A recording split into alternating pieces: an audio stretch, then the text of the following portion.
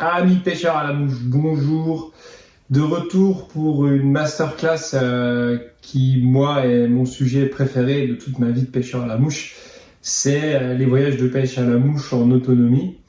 Alors, je suis pas très bon en marketing, je suis pas vraiment dans ma cible client. La plupart de mes clients apprécient prendre des guides de pêche et ils ont bien raison.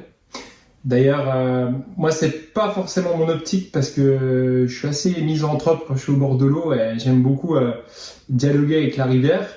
Mais par contre, voilà, je vous en cite trois des excellents que j'ai dans mon réseau, qui sont bien sûr Florian Boucaud pour tout ce qui est le nord-est de la France et l'Espagne, Vincent Abbayon que vous connaissez bien pour l'Espagne principalement, la France, la Dordogne.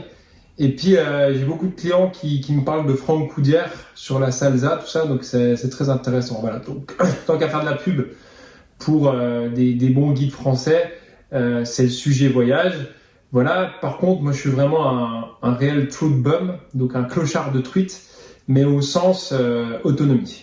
Et c'est ce qui me fait le plus rêver dans la vie, en fait, c'est d'être seul ou avec des amis choisis dans la nature, mais des vrais amis de pêche. Des vrais amis de pêche avec qui j'ai passé des moments inoubliables, sûrement les plus beaux moments de ma vie.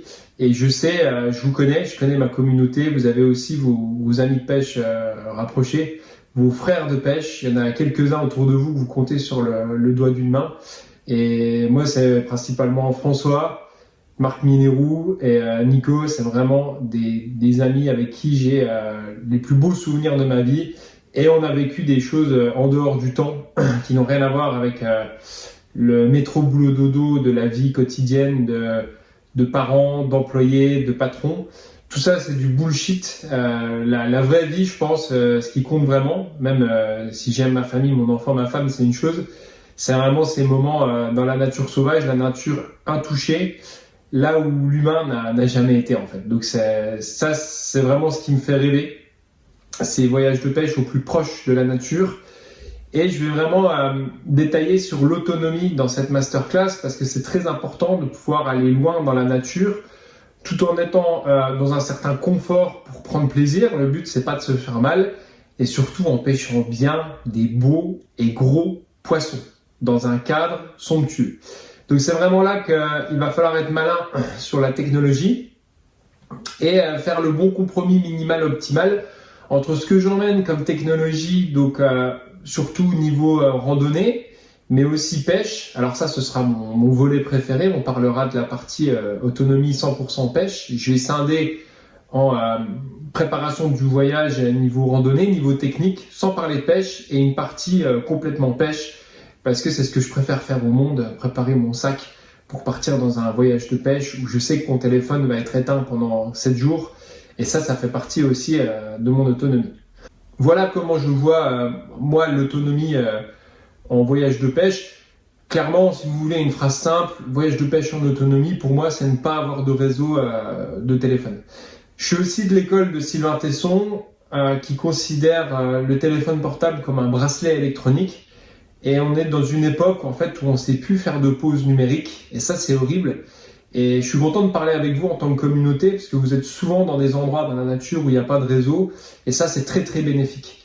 Et je milite pour que mes proches en fait puissent comprendre que je peux partir 6-7 jours sans réseau de téléphone et que l'amour et la confiance est toujours là. Voilà, moi, toutes les femmes avec qui j'ai été, dont ma femme actuelle, ont compris ça, j'ai toujours été comme ça. Si je veux partir 7 jours sans réseau téléphonique, c'est la vie comme je la vois. Et non pas le bracelet électronique que représentent les smartphones, avec tout le temps être suivi, être disponible à la trace. Je pense que le carpe diem, vivre vraiment l'instant présent à la pêche, il passe vraiment par une déconnexion totale de tout ce qui est humain, sociétal, capital. En tout cas, moi, c'est des cures que j'aime faire. Alors on appelle ça aussi le monk mode, le mode moine. Voilà. Et je vais donc vous proposer cette masterclass en plusieurs parties. Déjà, on va parler des destinations de rêve pour un voyage en autonomie. On va se faire mousser, on va y aller, on va rêver. Après, je vais vous préciser ce que c'est pour moi vraiment l'autonomie, techniquement. Je vous parlerai de mes expériences personnelles de voyage en autonomie. Ensuite, une partie sur les dangers de mort réels. Et là, je déconne pas. Je fais souvent de l'humour, mais là, je déconne pas. Il y a des dangers de mort réels. Moi, j'ai failli mourir dans un voyage et je vous expliquerai pourquoi. Souvent sur les trucs les plus bêtes. Ensuite, il y aura une partie préparation du voyage, mais sans la partie de pêche. Parce que je vais vriller si je commence à parler de pêche. Des mouches, des cannes, des streamers que j'emmène. Ça va être la partie d'après 100% pêche. J'ai déjà des étincelles qui viennent. Je me souviens quand on préparait nos sacs pour aller en Islande ou en Mongolie ou en Laponie, je vrillais de la tête. Voilà, c'est vraiment là, je suis comme un gosse de retour à l'île au trésor. Donc voilà, moi j'ai un peu le syndrome de Peter Pan avec la pêche parce que j'ai jamais oublié mes premières sensations de découverte. En fait, la première fois que j'ai découvert mes rivières à truites dans les Vosges, je redécouvre en fait cette sensation brute de nature quand je vais au fin fond de la Mongolie, de la Suède, de l'Islande. C'est ces mêmes sensations que j'ai eues jeune de découverte d'une nature impure et vraiment un syndrome de Peter Pan. En fait, j'ai pas évolué depuis l'âge de 8 ans et ça, j'essaie vraiment de conserver ça en fait, cette naïveté et cet émerveillement face à la nature. Pas forcément facile à trouver dans la France du Nord-Est post-industrielle, mais il y a quand même des sacrées rencontres à faire dans la Meuse, dans les Ardennes, aux frontières de la Belgique, du Luxembourg. Voilà, dans les coins où je suis, il y a quand même encore des choses qui peuvent vous émerveiller, même si tout a été vu par le radar de l'homme en Europe, ce qui est un peu moins le cas dans d'autres destinations. Après, on parlera quand même de la condition physique minimum pour faire ces voyages de pêche en autonomie. Donc, vous inquiétez pas, moi, depuis que j'ai mon gosse, depuis 3 ans, je suis gras comme un loukoum, mais c'est quand même des randonnées qui sont faisables, en fonction des endroits, vous allez voir. Et puis, je finirai avec, bien sûr, mes meilleurs souvenirs. Alors là, c'est les meilleurs souvenirs de toute ma vie. Hein. On parlera d'Arctic Char en Islande, on parlera de truites lennox monstrueuses en Mongolie, on parlera de truites sauvages au Colorado. Donc voilà, allez, on part sur la première partie, on va un peu se faire rêver. Là, c'est l'hiver, il fait gris. Moi, je vais vous envoyer du rêve sur les destinations de pêche pour partir en autonomie. À tout de suite. Quand il en vient aux destinations de rêve, là, on est sur du rêve. On peut rêver. On a bien sûr dans le top 3 Nouvelle-Zélande, Islande, États-Unis, Mongolie. Voilà, je vais vous faire un petit top 4, top 5 avec beaucoup d'États-Unis. Hein. On peut rêver d'aller au Nouveau-Mexique faire les sources du Rio Grande, pourquoi pas. D'aller au Colorado dans le Black Canyon de la Gunnison River, ou pourquoi pas au Colorado des rivières moins connues comme la North Fork. Voilà, on peut partir se taper un énorme délire au Montana sur la Bighorn. On peut aller dans le Yellowstone, plus classique, la Firehall, des choses comme ça, la Madison. On peut aller faire des trucs complètement pétés de la tête, jamais connus en Alberta. Il y a des centaines de rivières en Alberta qui regorgent de poissons énormes, de bulltrout, de grayling, de truites, fario, arc-en-ciel, ce que vous voulez. Donc l'Alberta, c'est une dinguerie sous-cotée. Les USA, le continent américain, j'aurais même pas assez d'une heure pour tout vous annoncer. Tu peux aller chercher les steelheads en Oregon. Tu peux retourner dans les top flats au Colorado parce que c'est un ensemble de petits lacs en altitude qui est pareil sous-coté. Personne ne pêche d'aller pêcher en infravue les truites cutthroats dans des barrages de castors sur les top flats du Colorado. Ça va se faire péter le ciboulot de rêve. Voilà, je parle du Colorado, j'ai même pas abordé la Green dans le Wyoming. Enfin, tout l'ouest américain, c'est de la dinguerie. Et il y a aussi des états bonus dont on parle jamais, comme dans le Tennessee, la South Holston River. Enfin, il y a la Crystal River au Michigan. Moi, de ce que j'ai fouillé sur Internet, 20 heures dans ma vie, j'ai juste trouvé le dessus de l'iceberg de ce qu'il y a à faire aux USA en voyage en autonomie. C'est infini. Vous n'avez même pas la capacité à rêver, rien que pour le continent nord-américain, on va dire, pour les salmonidés, bien sûr. Après, si on se fait péter le ciboulot, quitte à rêver, bah, on va du coup tout au sud du continent américain, tout ce qui est Patagonie, Chili, Argentine, l'île de Navarino, Patagonie chilienne, San Carlos de Bariloche, le Rio Limay, Rio Magallanes, Rio Caleufu, c'est à se faire péter le ciboulot. On n'aura même pas assez de 100 vides moucheurs pour aller voir toutes ces énormes truites dans ces rivières infinies. Et en tant que moucheur, on ne sait même pas comment la nature a fait des endroits aussi beaux. Voilà, quand on est passionné de pêche à la mouche et qu'on voit le Rio Limay ou la rivière Laxa en Islande ou la Gunnison au Colorado ou je sais pas, même la Kaitum en Laponie, ou je vais même faire plus proche de chez nous quand vous voyez la Traun, la Gmundentraun en Bavière, mais vous vous dites, mais comment sur Terre, enfin c'est là que je veux habiter, c'est tout ce que je veux faire, quoi. Où on jette femmes, enfants, gosses et métiers par-dessus bord, et on va vivre de ça. Après, comme une écrasante majorité de gens, comme vous et moi, on doit travailler et on doit s'occuper d'une famille, et c'est aussi ça le bonheur. Si on fait vraiment le clochard de truite, je connais quelques personnes qui ont joué au clochard de truite toute leur vie. Alors oui, ils ont mangé 30 ans de voyage de pêche, mais ils se retrouvent seuls à 50 ans, sans femme et enfants, et ils ont vraiment tiré sur la corde. Voilà. Et c'est des gens hallucinants qui vous font rêver par ce qu'ils ont accompli, parce qu'ils ont mis tapis sur les voyages de pêche à la mouche. Mais je pense qu'il faut quand même garder une ligne de crête avec, on peut quand même fonder une famille, passer des bons moments, avoir une vie, un tantinet soit peu sociale, avec un épanouissement professionnel quel qu'il soit, et se faire péter le ciboulot en partant une fois par an en voyage de pêche en autonomie. Croyez-moi, quand vous aurez fait 7 jours en autonomie, rien qu'un petit truc cool, comme l'Islande, l'Écosse ou la Suède, vous serez bien calmé, puis vous serez bien content de venir vous rasseoir sur votre canapé. Voilà. Donc c'est vraiment une thématique qui me fait rêver, hein. Je vous ai envoyé des destinations de pêche à la volée comme ça. Moi, avec tout le réseau que j'ai, tout ce que je discute, tout ce que je lis, vous lisez par exemple des livres de Bruce Chatwin en Patagonie, sans parler de pêche, il vous raconte des explorations incroyables. Rien que si vous lisez Sylvain Tesson et John Guérac, vous avez déjà 7 vies d'avance de rêve de voyage de pêche. Voilà. Vous pouvez aussi faire ça sous l'angle initiatique. Vous pouvez aller refaire les voyages de John Guérac au Colorado sur la South Plate. On peut voir le voyage de pêche en autonomie sous des angles infinis. Vous pouvez aller, j'en sais rien, au bout de la Nouvelle-Zélande, à l'île du Sud, pourquoi pas. Voilà, se dire, moi je vais faire un voyage de pêche en autonomie au fin fond de la Nouvelle-Zélande, avec des cicadas, des lianes dans la jungle partout, avec des truites énormes dans des eaux cristallines. Voilà, on va même pas parler de Nouvelle-Zélande, même moi j'y suis jamais allé, mais on m'a tellement fait siffler les oreilles à base de Rotorua, de la Clinton River, de la Topo, de la Tongariro, de l'Eglinton. Voilà, moi toutes les semaines j'ai des clients et des contacts qui me parlent de la Nouvelle-Zélande, donc forcément ça fait rêver. Ce que moi personnellement je considère comme autonomie avec un voyage de pêche à la mouche, c'est pouvoir pendant 7 à 10 jours, j'ai déjà fait plus mais je ne le referai pas. Après, c'est trop long, franchement.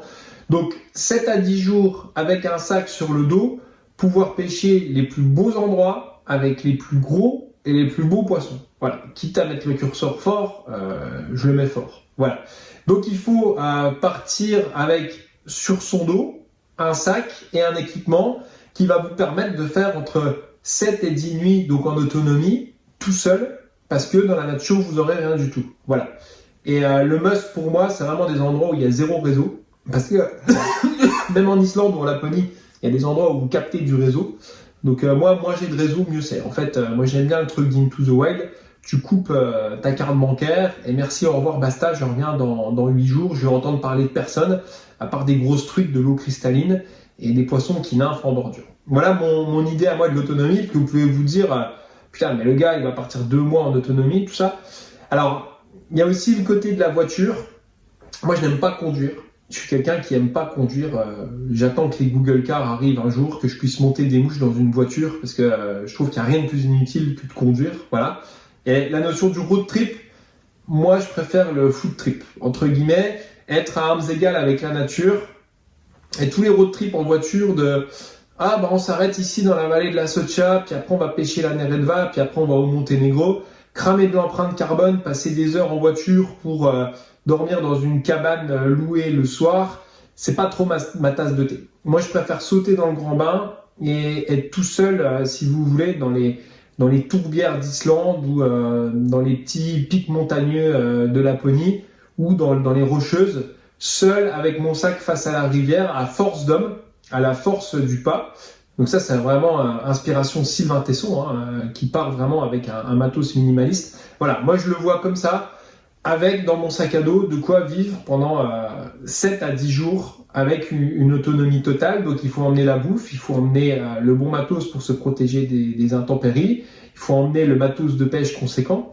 C'est là qu'il faut, pour les débutants, il faut quand même avoir une bonne culture pêche à un bon niveau parce que c'est spécifique à chaque fois et c'est du sur-mesure sur chaque voyage, c'est ce qu'on verra. Voilà. Si vous allez faire un trip dans les rocheuses aux USA, au Colorado, ça va pas du tout être le même matos de pêche que pour des lacs en Islande. Pas du tout, rien à voir. Donc là, ce sera vraiment précis, ce sera une partie à part entière. Voilà pour vous dire, dans cette masterclass, moi je parle d'autonomie, 7 à 10 nuits, et c'est déjà génial, croyez-moi. Quand vous droppez la voiture quelque part, que vous marchez 2-3 heures, que vous avez fait 7 à 8 nuits dans le bush avec vos potes, franchement, vous êtes déjà régalé, quoi. Et puis, je peux vous dire, niveau physique, ça tient son bonhomme. Donc, voilà ce que je vois sur max, on va dire max 10 nuits. Voilà, j'ai fait 18 nuits une fois en Mongolie. C'était vraiment trop. C'était vraiment extrême à la fin. C'était compliqué. Et je dis pas qu'on prenait plus de plaisir. Mais sur 10 jours, c'est le bon ratio. Ou avec un sac dans le dos entre 20 et 30 kilos, tu peux vraiment être au poil. Et quand je vous dis au poil, vous allez voir ces petits tours de poivre et sauce hollandaise sur les filets de truite. Donc là, on va parler de manger du poisson, ce que je ne fais pas en France. Allez, on passe à la prochaine partie. Mes expériences personnelles de pêche en autonomie. Alors, j'ai fait 2 fois la Mongolie, une fois tout seul chez les nomades et une fois avec 2 amis. Mongolie 2 fois. J'ai fait 3 fois la Laponie suédoise, une fois avec une ex-copine à moi et une fois avec un bon pote Nico et une fois avec François et Nico. Donc 3 fois la Laponie suédoise.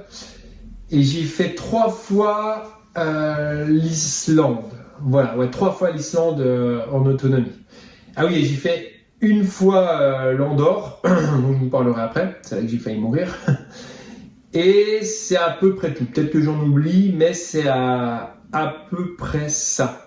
Voilà.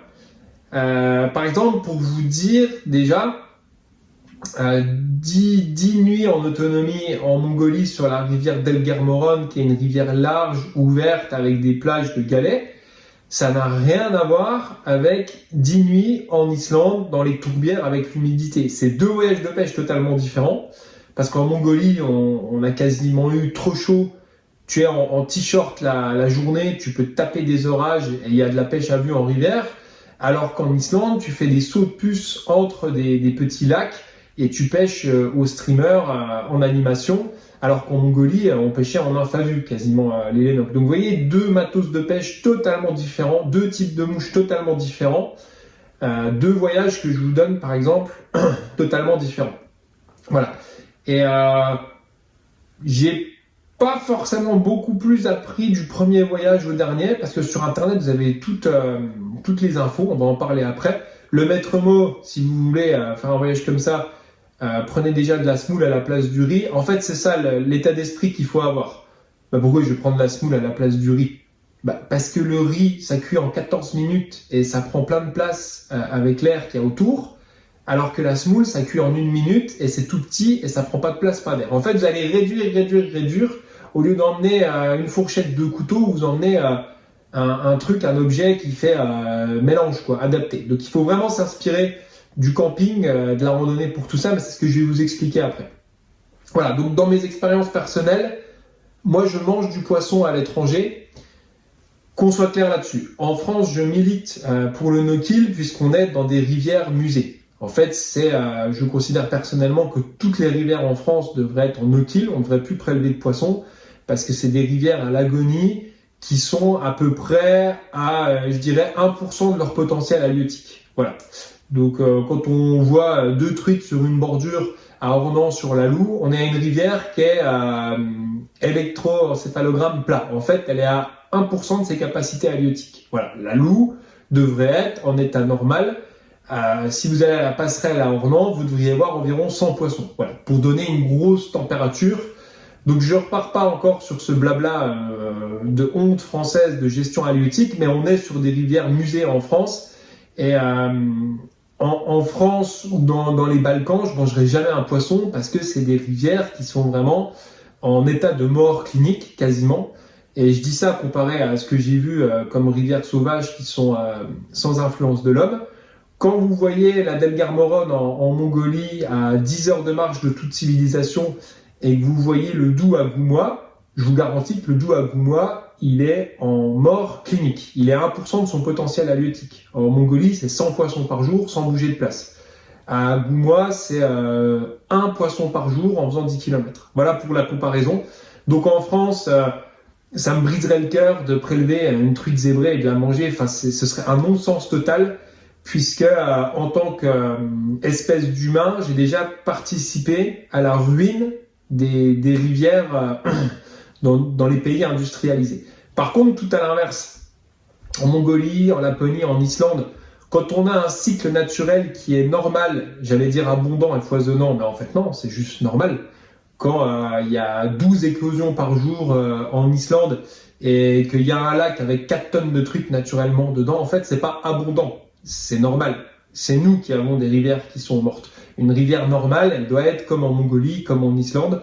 Ça doit grouiller de vie. Ça doit grouiller d'oiseaux, ça doit grouiller d'insectes, ça doit grouiller d'amphibiens, ça doit grouiller de poissons. Et le terme de grouiller, il est adapté.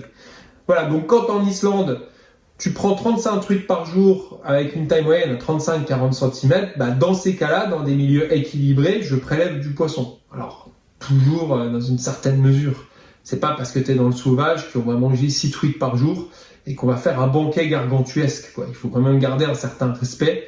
Et franchement, quand vous mangez, on va dire, une truite fario de 45 cm par tête de pipe par jour, avec de la semoule, des barres de céréales et des fruits secs, franchement, mon pote, t'as bien mangé, tu vois. Il n'y a pas besoin d'exagérer la chose non plus.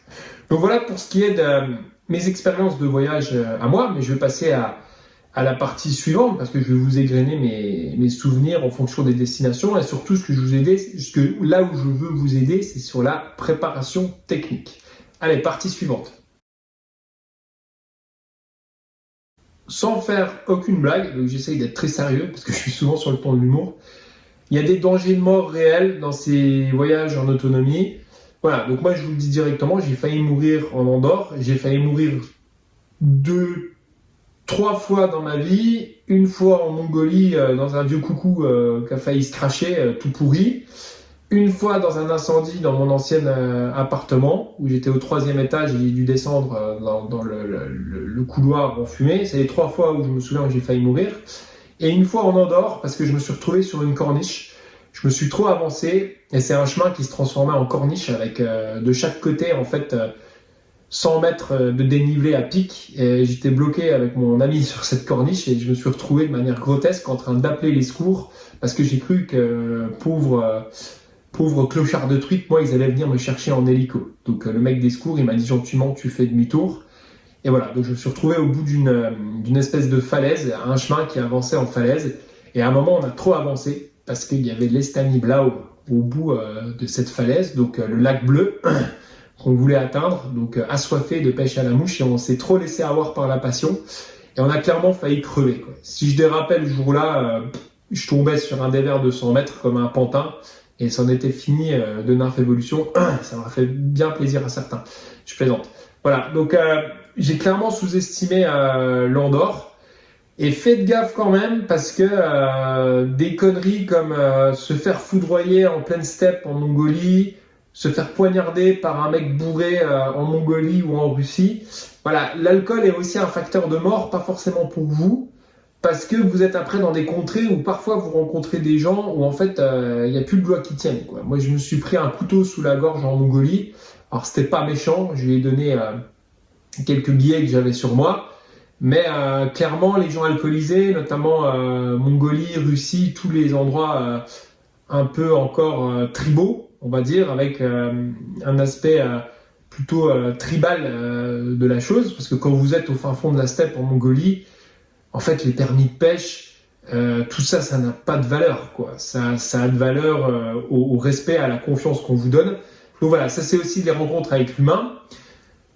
J'évite tout de suite les sujets ours brun, ours noir, grizzly, parce que moi je ne donne pas là-dedans. J'ai fait 1 an au Yukon où j'ai travaillé, j'ai pu faire quelques sorties, quelques nuits dans des endroits où il y avait des ours. Heureusement, grâce à mon ami Mathieu, j'étais très très bien accompagné, parce que lui c'est un vrai trappeur, c'est un bonhomme de la nature. Et moi clairement en fait ces voyages de pêche en autonomie, s'il y a des ours, ça me pose trop de charge mentale. Alors peut-être que je suis une flippette si vous voulez, mais je peux vous dire que j'ai passé 1 an au Yukon. Les ours, je les ai vus régulièrement en Alaska et au Yukon. La statistique au Yukon, c'est 1 mort par an. C'est énorme, hein. 1 mort par an suite à altercation avec des ours. Et voilà, c'est une statistique énorme. Donc moi, si vous voulez, ça m'enlève beaucoup de voyages. Donc j'irai jamais faire la Snake River dans les territoires du Nord parce que c'est blindé d'ours. J'irai jamais sur l'île de Kodiak en autonomie parce que c'est blindé d'ours. Donc moi, quand je vais faire ça, c'est aussi pour me reposer.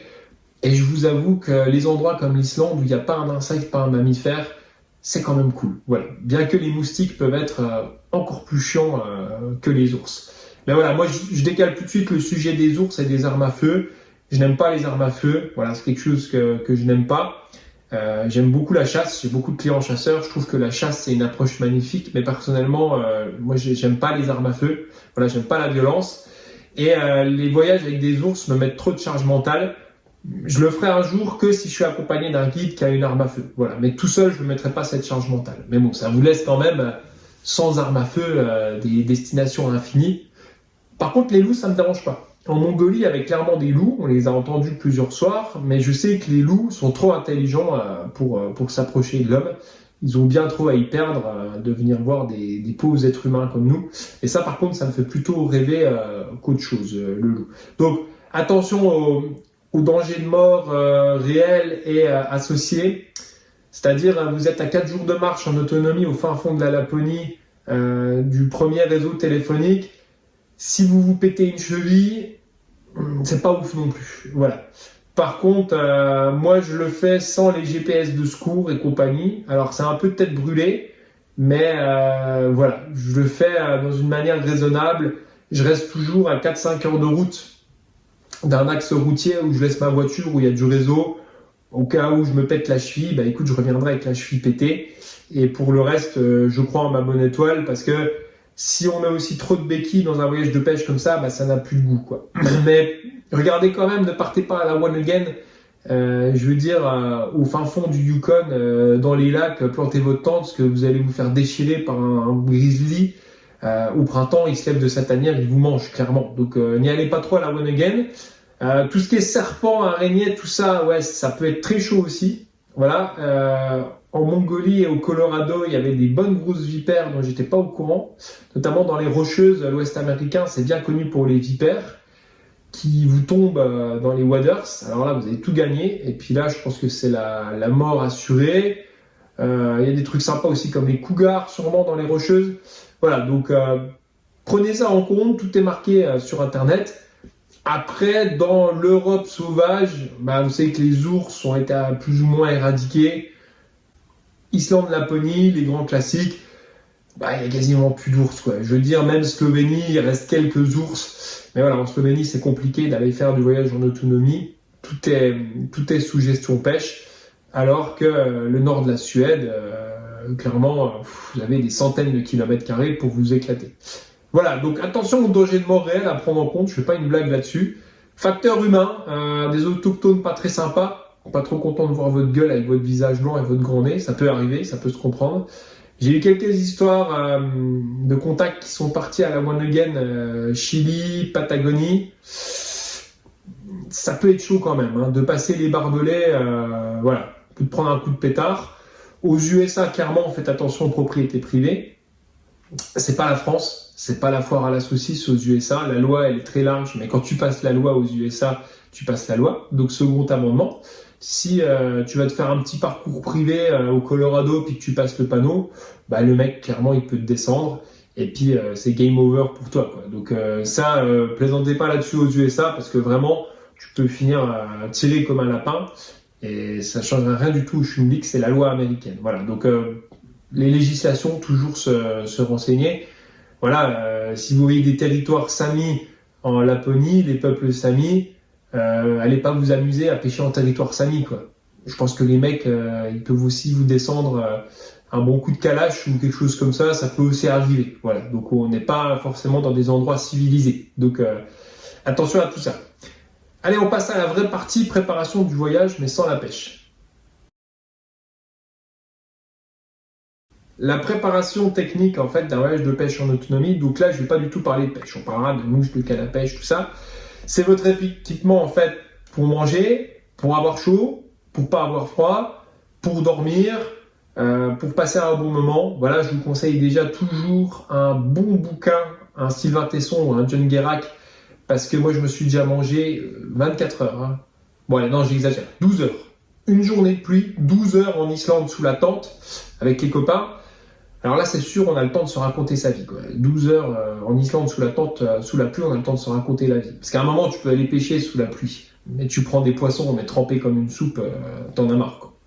Donc, préparation du voyage sans la pêche. Alors, on va commencer du plus général au plus zoomé. Donc, la tente, en fonction des camarades avec qui vous partez, moi, bien souvent, j'ai fait des voyages en autonomie à 2. Donc, on prenait une tente pour 2. Et ça, c'est classe parce que ça réduit déjà le poids. Donc, en général, tout ça va se passer chez Decathlon. Désolé de ne pas mettre des entreprises françaises en avant, mais force est d'avouer que Decathlon, sur le haut de gamme, fait des choses incroyables. Je ne suis pas trop spécialiste en termes de randonnée, tout ça. C'est vraiment du matériel que j'ai pris avec les années. Donc, j'ai du conseil, mais pas forcément. Je ne peux pas vous citer des noms de marques établies. Donc, une tente pour 2. Bien neuf, bien étanche, parce que dans les pays nordiques notamment, vous allez vous prendre des sauces d'eau et il faut que le sol de la tente soit étanche parce que des fois, tu as de l'eau même qui ruisselle dans les marécages. Bon, on va dire les tourbières, hein, vous ne camperez jamais dans un marécage, mais une tente sacrément étanche, sacrément neuve. Et le bon conseil, c'est toujours de la tendre bien, voilà, avec des sardines. Alors, il y a des endroits, c'est un cauchemar parce que le sol est plein de cailloux, donc faites gaffe à ça en fonction des endroits où vous allez, de toujours trouver de l'herbe ou du sol meuble, parce que si vous plantez une tente avec des grandes averses sur les cailloux, ça va être compliqué. Donc une tente ultra light, il va vraiment falloir mettre le paquet, même si c'est chez Decathlon, ça va être quand même un petit budget sur le plus light possible. Donc vraiment des tentes light. Alors je sais plus, moi, mon dernier voyage en autonomie, ça date d'il y a 3-4 ans, mais je crois qu'une tente ultra light, c'est entre 3 et 4 kilos maintenant pour 2 personnes. Donc surtout bien la tendre. Et une tente qui est bien tendue, dans une tempête en Islande, franchement, tempête de vent, tempête de pluie, sur une prairie herbeuse, tu peux rester, franchement, si elle est bien tendue et que l'eau s'évacue bien sur le toit et que ton revêtement de sol est étanche, tu peux rester 4, 5, 6 jours sous la tempête, il n'y a pas de problème. Hein, ces nouveaux matériaux techniques, ils n'ont pas de problème. Après, moi, dans mes voyages de pêche en autonomie, je reste jamais plus de 2-3 nuits au même endroit, quoi. Je bouge quand même pour trouver du spot. Donc il faut aussi un campement qui se démonte et qui se remonte assez rapidement, quoi. Il ne faut pas que vous passiez 2 heures à bouger votre campement. Enfin, selon ma vision. Alors, la tente, le plus important pour être à l'abri. Le sac de couchage, vraiment le bon aussi, il faut mettre un billet parce que, pas forcément en Islande ou en Suède, c'est encore assez tempéré en été. Mais dans des endroits de steppe comme la Mongolie, moi j'ai pu voir des nuits, ou si vous voulez, au mois de septembre en Mongolie, des fois il fait 18 degrés la journée et la nuit il fait moins 6, quoi. Alors ça calme, hein, je peux vous dire le soir. Donc il faut vraiment le bon sac de couchage qui vous permet de dormir à une température de moins 6 degrés.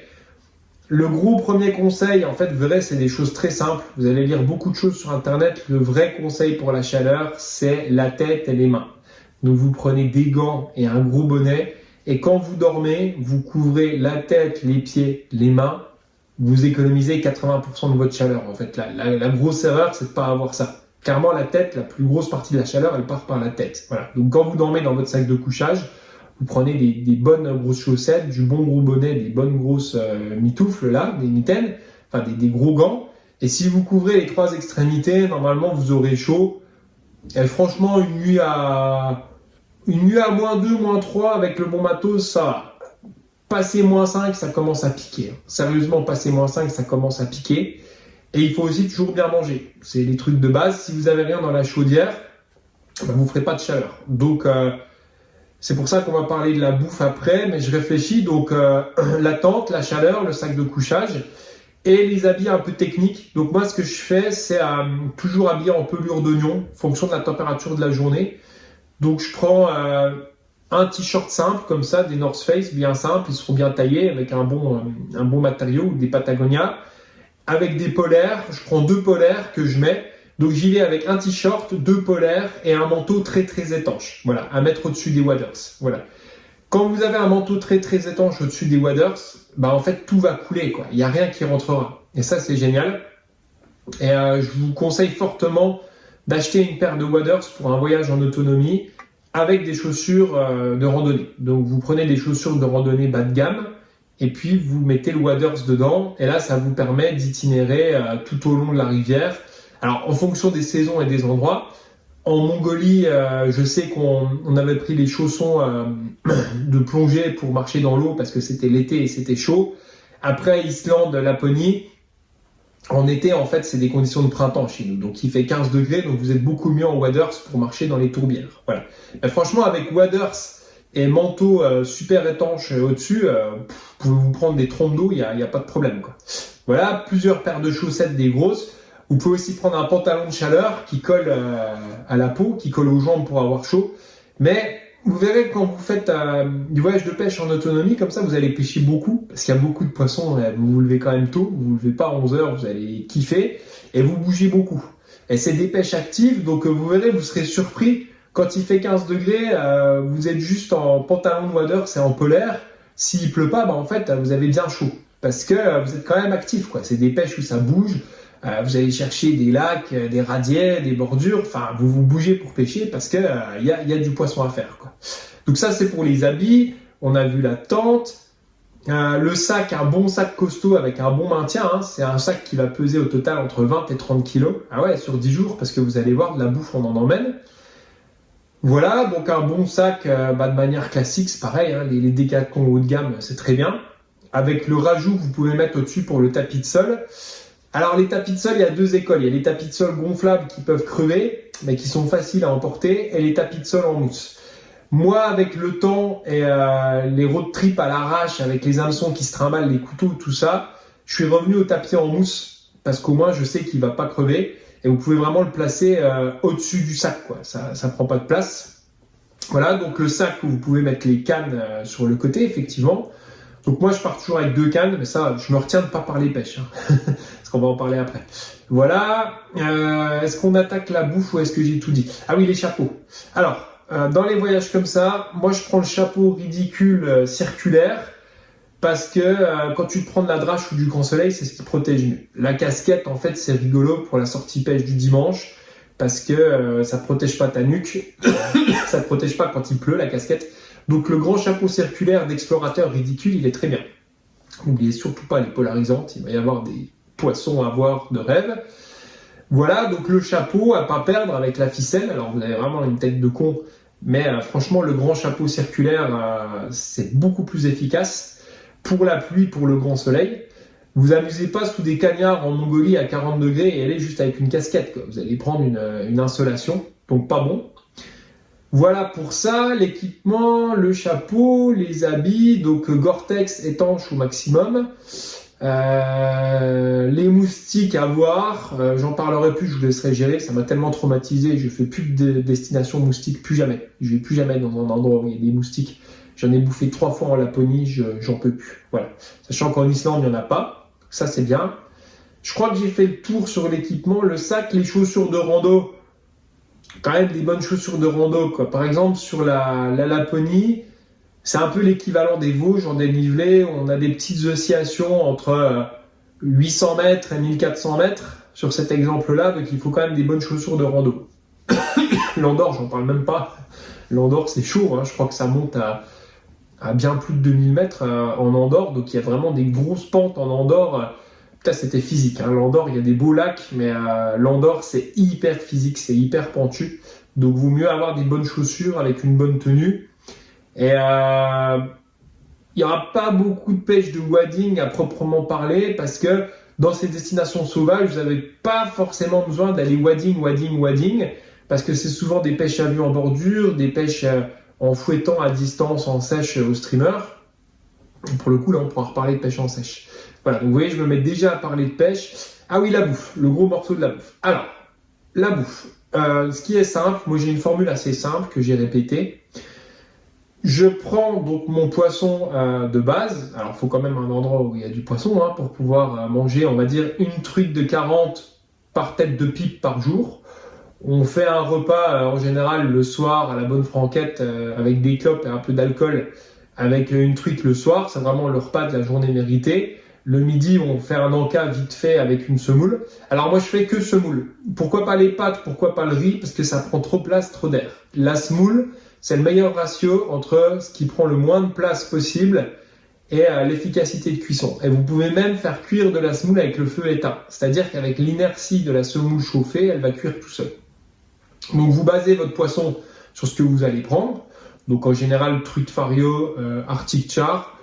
Les ombres, franchement, pour être honnête avec vous, l'ombre commun, moi je trouve que ça casse pas trois pattes à un canard. Voilà, on va parler gastronomie parce que je suis quand même un fan de poissons. J'ai bossé en aquaculture. Donc je vous donne le top 3 de mes meilleurs poissons. On va y aller directement.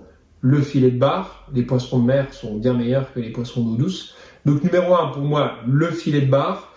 Numéro 2, le filet de perche au beurre, au bord du Léman. Voilà, c'est un de mes poissons préférés, le filet de petite perche au beurre.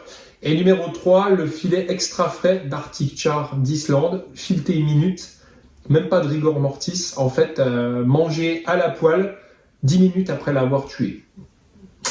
Là, je vous dis, au fin fond de l'Islande, un filet d'Arctic Char extra frais, mort il y a 10 minutes, avec un tour de poivre, une sauce hollandaise, une clope et une topette de whisky. Et je veux dire, Ducasse, il peut aller se coucher, quoi. Je me suis jamais autant tapé la cloche que dans ces repas-là. Enfin, indescriptible. Voilà. Donc, au moins, je vous ai donné mon top 3. Donc, je base ma protéine sur le poisson, donc je n'emmène aucune protéine. On va manger un poisson par tête de pipe par jour. Donc, de la semoule, des sauces hollandaises lyophilisées. Alors, il y en a des un peu moins funky, des sauces, tout ça. Mais moi, sur 5-6 jours, je prends des sauces hollandaises lyophilisées que vous allez diluer juste avec de l'eau. Un bon litre de bonne huile de tournesol. Pourquoi? Alors oui, je suis gastronome, mais le sac il fait 25 kg, mais il faut quand même. Pourquoi de l'huile de tournesol? Parce que vous allez faire frire vite. Et si vous prenez de la bonne huile d'olive, vous allez la saloper. L'huile d'olive n'est pas faite pour une cuisson à haute température.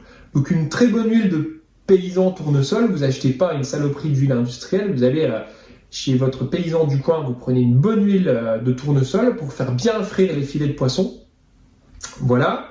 Petit moulin sel poivre, minimaliste, ne négligez pas ça. Et c'est pas parce que vous êtes en autonomie qu'il faut pas se prendre pour Bernard Loiseau, les gars. Donc petit moulin sel poivre, de la sauce hollandaise, de la semoule, des barres de céréales rationnées en fonction des jours. Donc les barres de céréales Granny classiques, on en mangeait 2 par jour. Donc vous avez un sac, quand vous êtes à 2 pendant 10 jours, vous avez 2 barres de céréales, une le matin, une le midi par jour. Donc ça en fait 20 x 2, 40. Vous voyez, vous faites un petit sac, des petits sacs en toile de jute. Donc moi, dans mon gros sac de base, je fais différents sacs. Je fais un sac bouffe, un sac pêche, un sac hygiène. Ah oui, d'ailleurs, une demi-brosse à dents, tout ça, enfin vous connaissez, vous faites ce que vous voulez avec votre hygiène, le nombre de slips que vous voulez.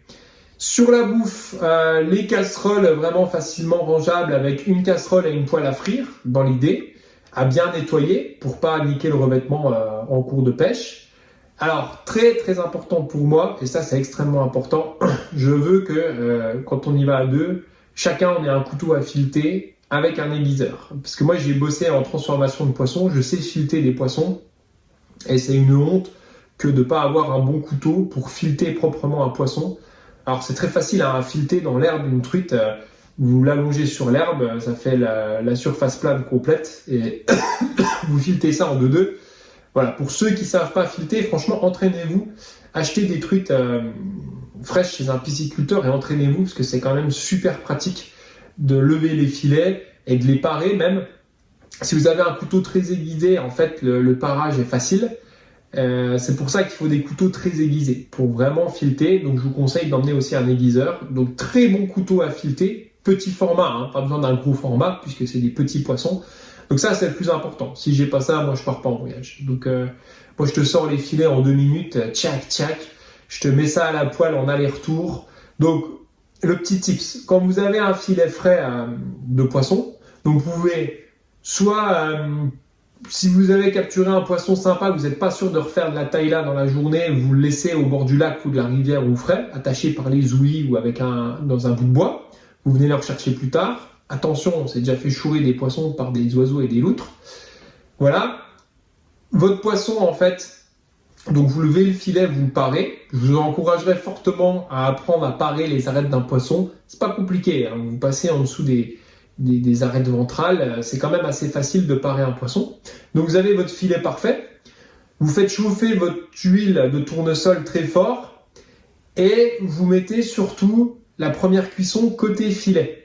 Donc vous allez faire cramer la peau de votre truite ou de votre arctic char qui est très fine, qui est presque mangeable. Si vous avez enlevé les écailles, vous pouvez manger la peau.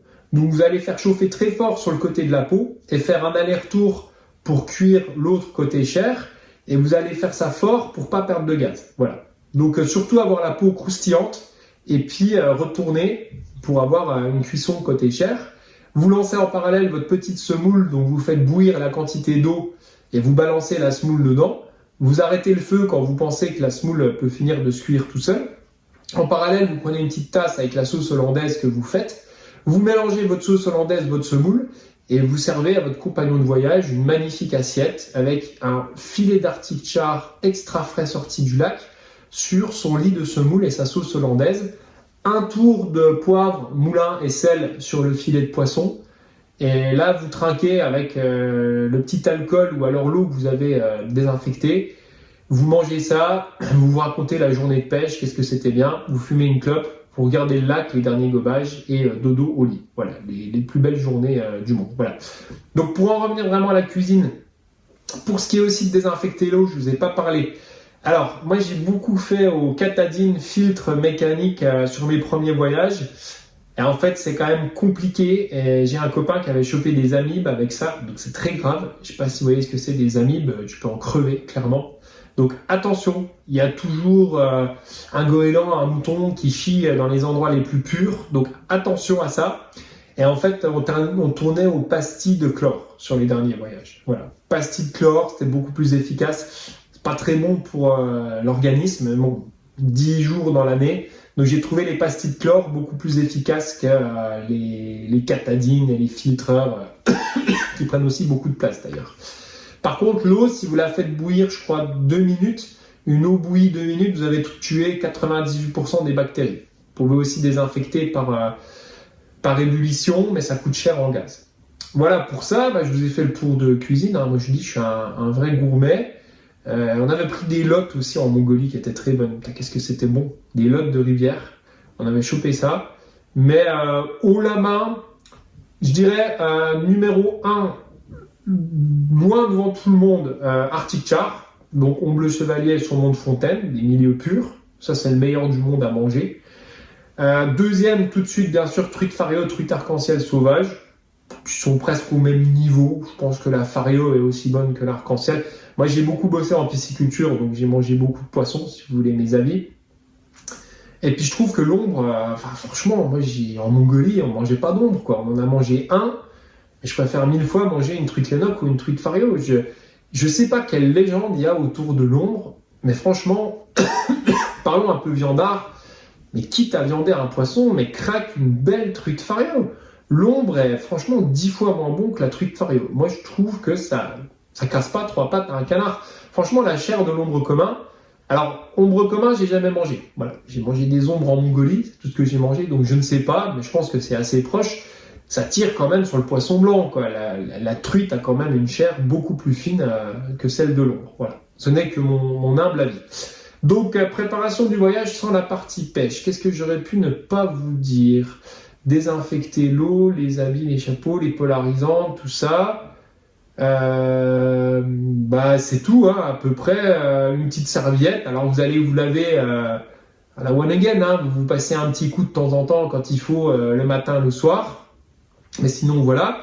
Café lyophilisé pour le petit déjeuner. Donc moi, je suis addict au café, donc je peux pas faire de trip de pêche sans café. Un café le matin en regardant la rivière en Mongolie et en regardant les gobages, café club du matin, Voilà, c'est un réel plaisir. Bon, pour ceux qui se demandent, je fume quasiment que à la pêche, moi. Je fume pas en temps normal. Je fume à la pêche et parfois en soirée. Mais la pêche incite fortement à fumer une bonne cigarette, j'avoue, la contemplation. Donc voilà, on amène aussi des cigarettes en voyage. Pour les amateurs d'alcool avec modération, la bière, ça va être compliqué parce que c'est beaucoup de verres que vous allez vous taper, ça c'est chiant, c'est énorme. Donc topette d'alcool fort, hein. Donc voilà, petite gnôle vosgienne, un petit whisky des alentours du Devron, pourquoi pas, pour les amateurs de whisky en Bolveni, par exemple, une petite topette de Bolveni, quelque chose comme ça, qui peut être sympa à boire, un bon petit cognac, voilà, en petite topée le soir, ça peut être sympa. Alors c'est vraiment modération, vous n'allez pas être bourré avec ça en autonomie, mais pour marquer le rituel, pourquoi pas. Voilà, je pense que j'ai fait le tour sur la préparation du voyage sans la partie pêche. Là, vous avez quoi faire. Allez, on passe à ma partie préférée, la pêche, bien sûr. Là, c'est mon gros dada, parce que la préparation de la partie pêche sur le voyage, c'est ce que je préfère. Et surtout les boîtes à mouches sur mesure pour voyage de pêche. Moi, je pense que je vis que pour ça. Quand j'ai des clients qui me demandent des boîtes à mouches sur mesure pour leur voyage de pêche, c'est clairement ce que je préfère faire, j'adore ça. Et quand je fais mes boîtes perso, je vous raconte pas. Alors, on va aller pêcher, principalement. Je vais passer la sèche, parce qu'il y a beaucoup de choses à dire sur la nymphe et le streamer, donc je me permets de passer la sèche, parce qu'il y a beaucoup de choses à dire sur la sèche en voyage en autonomie, mais j'aborderai pas, parce qu'il va vraiment falloir 4 heures de vidéo.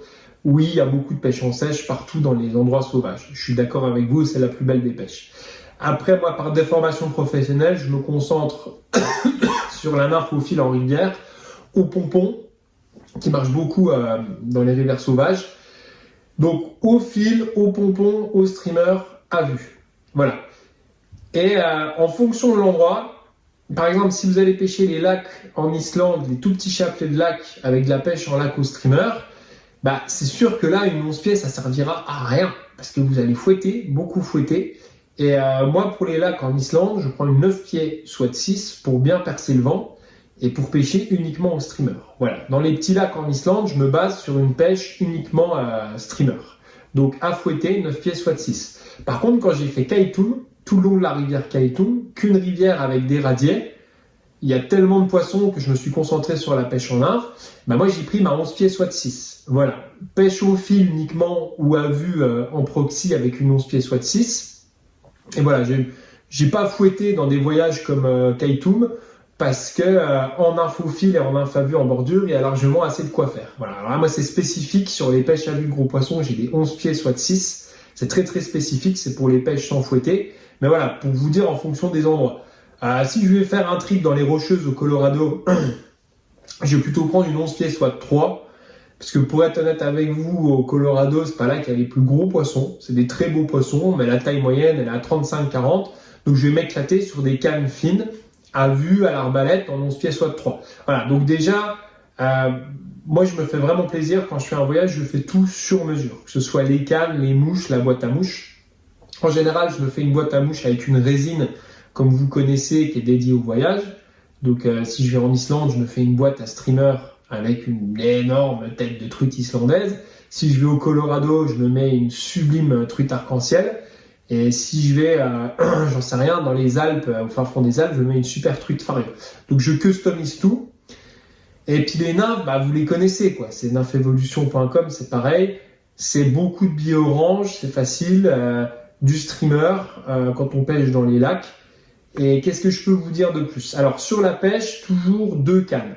Par pitié, partez toujours avec 2 cannes, 2 cannes chacun, donc 2 cannes par tête de pipe. Si t'en casses une, t'es vraiment dégoûté. Mais là, t'es dégoûté, mais comme jamais. Donc 2 cannes, une boîte à mouches, des tout petits coups de fil, les nylons de rechange, mais franchement, après j'ai vu des endroits compliqués en Islande où il fallait descendre bas en nylon. Dans les Arctic Chars, dans les lacs en Laponie, étaient parfois compliqués. Il fallait parfois descendre en 12 centièmes. Mais je veux dire, franchement, tu prends un bon nylon, je sais pas, on va dire moyenne gamme, du Water King en 14, 16, 18 et 20 centièmes. Je veux dire, t'es refait, quoi, pour pêcher dans le sauvage. Donc, des petits coups de fil de rechange, très minimaliste. Votre boîte à mouches. Alors moi, ce que je fais, c'est que je fais une boîte à mouches que j'utilise tous les jours et une boîte à mouches de réserve. Voilà. Je prends pas forcément des choses étanches parce que je les mets dans des sacs étanches. Donc j'ai une boîte de réserve où j'ai mes mouches de réserve que je vais picorer dedans si ça va pas, que je laisse au campement, et ma boîte d'action sur moi. Voilà, j'emmène jamais toutes mes mouches sur moi. Et le soir, au bivouac, je refais ma sélection, je re-range ma boîte. Voilà, je range toujours ma boîte le soir pour être prêt et frais le lendemain à être en action. Mais en général, je veux dire, à l'étranger, avec des orange spots, céramique, pheasant tail ou des gros gamards, dans la plupart des cas, sur des poissons faciles, ça fait le job, quoi. Que ce soit au fil à vue ou au pompon.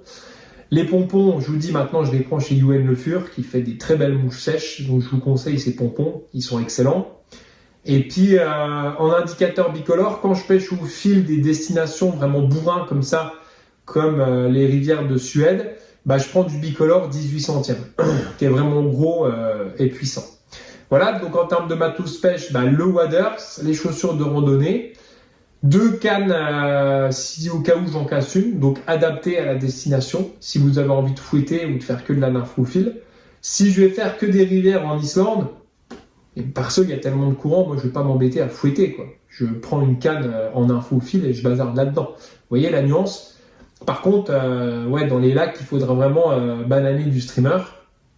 Donc que à fouetter, les pêches en lac. Quoique, il y a des pêches à vue en bordure. Donc voilà, vous adaptez vos cannes, vous en prenez une de rechange, vous prenez une boîte à mouches de stock et une boîte à mouches d'utilisation journalière. Donc toujours tout petit, minimaliste. Hein. Moi, c'est toujours pareil, ça rentre dans les poches de mon manteau. Je n'ai pas besoin de 8 boîtes à mouches en voyage, quoi. Je prends mes essentiels. Petite boîte à mouches slim, avec un petit coup de fil, des nylons, les polarisantes, la canne, et puis roule ma poule après, c'est que des souvenirs, quoi.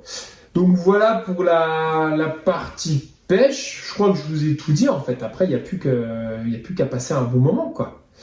C'est tout, je vous ai tout dit sur la pêche. En fait, c'est assez excitant, mais il n'y a pas grand chose à dire. Les mouches, vous les connaissez, c'est nymphevolution.com. Voilà, allez, on passe à la prochaine partie. Beaucoup d'entre vous se demandent sûrement s'il faut une condition physique minimum. Alors oui, mais vous n'allez pas courir un marathon. C'est-à-dire sur ces voyages à 10 jours, 10 nuits d'autonomie pêche, vous allez faire entre 5 et 10 km par jour avec un sac de 25 kg dans le dos. Donc franchement, si vous êtes un peu entraîné à faire un peu de jogging, un peu de randonnée, si vous n'avez pas un embonpoint excessif, ça passe, quoi. Franchement, moi j'ai jamais été un grand sportif, je fais beaucoup de marches en randonnée au bord de l'eau, mais voilà, 5 à 10 km par jour, c'est faisable. Entraînez-vous un petit peu avant à faire quelques randonnées chez vous dans la campagne, mais franchement non, je dirais pas qu'il y a besoin d'une condition physique minimum pour ça. C'est quand même pas un marathon. Voilà, assurez-vous d'être en bonne santé classique et franchement ça pourra le faire. Allez, on passe à la dernière partie. Pour ce qui est de mes meilleurs souvenirs, alors le number one des meilleurs souvenirs de ma vie, c'est mon voyage de pêche en Laponie suédoise en 2014 où on s'est retrouvé dans des lacs d'huile très loin. C'était les lacs les plus éloignés de notre camp de base et on s'est retrouvé dans des lacs d'huile avec des arctic chars qui gobaient avec aucun vent. Et en fait, on a pu pêcher ces arctic chars au streamer parce que c'est beaucoup plus productif de les pêcher au petit streamer quand ils gobent. Et en fait, c'était incroyable. Des arctic chars sortis de l'œuf, magnifiques, bicolores, avec des nageoires comme des faucilles, avec un coloris olive, orange fluo, avec des liserés blancs sur les nageoires qui se battaient comme des diables. Et on voyait les petits gobages dans le lac d'huile. Et tu posais ton streamer à quelques mètres et tu voyais un V qui arrivait sur ton streamer et on prenait des cartouches et des backings. C'est le souvenir, je pense que c'est un de mes meilleurs souvenirs de pêche, de prendre ces énormes arctic chars. Alors énormes, toute proportion gardée, hein. C'est pas des trophées qu'on trouve au Nunavut, c'est des arctic chars qui font entre 48 et 55 cm. Mais c'était vraiment exceptionnel de tomber sur un lac où il y a des arctic chars, donc il n'y en a pas partout, des arctic chars, donc attention. Mais c'était vraiment le plus beau souvenir de ma vie. Après, j'ai un deuxième souvenir incroyable, c'est la pêche à vue en Mongolie sur les bordures. Donc vous avez des énormes bois morts, des cèdres qui sont tombés dans l'eau le long des radiers, et vous voyez des énormes truites lénoques qui remontent. Et vous posez à peine votre nymphe orange spot qu'elle voit la nymphe, donc on voit la lueur dans ses yeux, et elle se décale de 10 mètres pour venir prendre votre nymphe, donc des énormes truites lénoques toutes rouges comme ça. Ça, c'est vraiment des souvenirs inoubliables. J'ai aussi des souvenirs de café du matin, je vous l'avais déjà dit, sur la rivière Kaitoum, où je prenais mon café en pêchant en info au fil assis sur un caillou. Donc ça, c'était aussi incroyable. Et quelques pêches à vue sur Kaitoum, on arrivait à voir les ombres sur des gros blocs. Alors là, des ombres, des mastars, hein, des ombres de 47-48 qui prenaient en nymphe à vue sur Kaitoum. Ça, c'était costaud. Mais on n'avait pas de la nymphe à vue partout sur Kaitoum en fonction des angles et de la lumière. Donc il y a ça comme souvenir en autonomie. Des super lacs paumés en Islande, notamment le lac de la Langue. C'était un lac qui avait une langue de terre au milieu. Et il y avait des énormes plages d'herbiers qui descendaient tout doucement, qu'on peignait au streamer. Et on a pris des truites, des grosses faréos, des faréos de 50-55 avec des robes de l'espace. Donc elles étaient comme ça sur des immenses gravières avec des espèces d'herbiers, avec un fond qui descendait en pente douce, et on prenait des cartouches là-dedans, derrière les herbiers. Des truites faréos, sûrement les plus belles que j'ai vues de ma vie. Vraiment des poissons solides, hein, que vous prenez des cartouches au streamer. Une faréo de 52 cartouches au streamer à 20 mètres, c'est un régal. Franchement, backing, combat, avec une robe de feu. Donc ça, c'est les plus beaux souvenirs que j'ai jamais eu de ma vie en autonomie. Et puis c'est surtout le plaisir d'être seul avec la nature et puis de disposer d'un bout de terre où on a l'impression en fait qu'aucun humain n'a jamais foulé, et d'être vraiment en dialogue avec toute la nature, quoi.